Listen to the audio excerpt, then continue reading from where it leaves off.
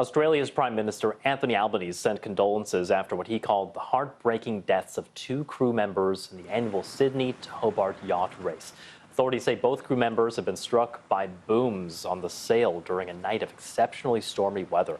The last time there were fatalities during the race was 1998. 6 people died then during raging storms. Israel launches a barrage of airstrikes on Houthi targets in Yemen, including the capital's international airport. The head of the World Health Organization narrowly escapes unhurt. Russia pushes back against growing speculation it may have been involved in the deadly crash of a passenger plane. Political turmoil continues in South Korea, where parliament is set to vote on whether to impeach acting president Han Duck-soo.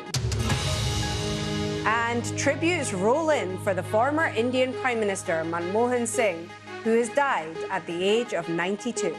Now, 2024 was the year of elections, but also a year of artificial intelligence. Across the globe, from India to Indonesia, from the UK to the US, AI technology made its presence felt, whether voters realised it or not. NASA's Parker Solar Probe has phoned home, providing confirmation that it survived its record-breaking closest approach to the sun earlier this week. Well, the mission operations team in Maryland received the signal in the early hours of this morning. The data-gathering spacecraft zipped by the sun on Christmas Eve at 430,000 miles per hour. That's the fastest speed ever reached by a human-made object, coming within 3.8 million miles of the solar surface. Finally, if it wasn't enough to conquer the South Pole, adventurer Preet Chandy hopes to become the first woman to travel solo and unsupported to the North Pole.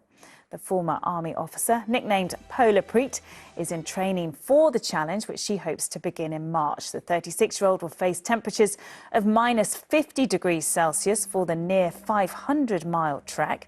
She says she wants to encourage others to also push their boundaries.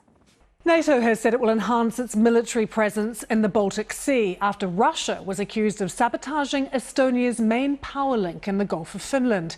It comes after a Finnish Coast Guard crew boarded the oil tanker Eagle S and steered it into Finnish waters. The EU said the tanker was part of Russia's shadow fleet, and the failure of the undersea cable was the latest in a series of suspected attacks on critical infrastructure. One of the last functioning hospitals in northern Gaza has been forcibly evacuated by the Israeli military.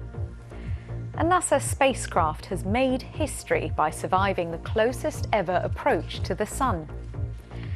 And the Prime Minister of Nepal says there are too many tigers in his country and he wants to give some away.